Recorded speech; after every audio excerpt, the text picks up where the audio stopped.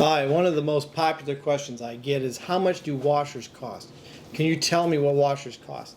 Why don't dealers tell me what washers cost? In this video, I'm going to tell you what the latest quote I got from Hipsch and a Speed Queen quote in the Midwest for washers is costing me right now. Alright, here's what I got. An 80 pounder. In the Midwest, I was quoted $11,500. Okay? That is a Galaxy 600 200G Force, Cityscape, chrome door, which is just polished stainless steel, gravity drain. These are hard mount washers. 60 pounder costs $9,921. A 40 pounder costs $7,394. A 20 pound hard mount costs $4,189. Those were the prices from my Hipsch dealer. My Speed Queen dealer for an 80 pounder happened to be $12,000, which I found kind of funny. He was higher. My Speed Queen 60 pounder price was $8,595, which is actually $1,326 and some change cheaper than Horizon or Hipsch. So Speed Queen was cheaper than Hipsch on a 60 pound, but on 80 pound they were more expensive. Crazy. On a 40 pounder, same thing. They were about $1,000 cheaper, so they were $6,000 something instead of the $7,000 something. On a 20 pounder, Speed Queen was $3,400 as opposed to the Hipsch was $4,100. So they're all over the place.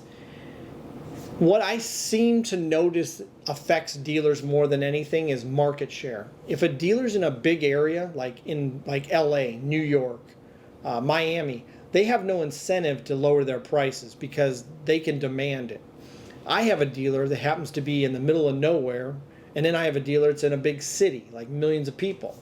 The Hipsch dealer who's giving me the higher prices is in that big city. I've always noticed that I can price shop. Like I can tell him, hey, look, my Speed Queen dealer gave you this price.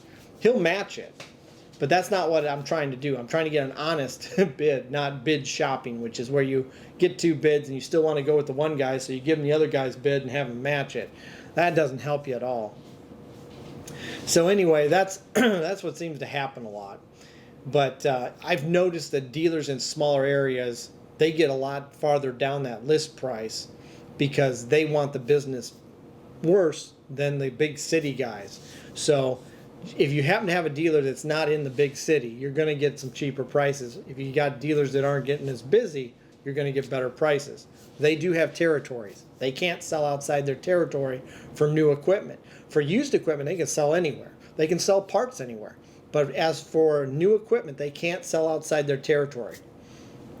So I figured I'd pass this along. I've been getting prices, just kind of seeing where things are at. Every year I get prices. I ask for prices all the time.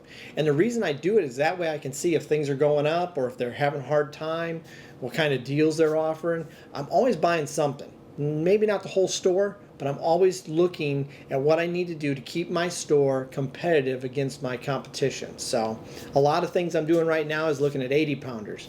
Everybody loves 80 pounders. The bigger the machines, the more they love them.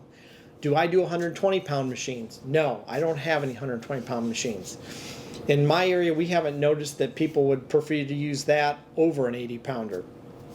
Once you get above a certain price level, people start to think you're ripping them off. So the 120 pounders in my area that they've installed like one, people don't like it because it's $12 to vend or $13 to vend, and they don't realize they can throw in 12 to 13 loads of laundry, basket loads. So the 80 pounder seems to be like the primo thing in my area. It's all on what your customers are used to. So I figured I'd pass that along. People ask me all the time about prices, and that's the prices I'm getting today, the middle of the year in 2021. So hope that helped.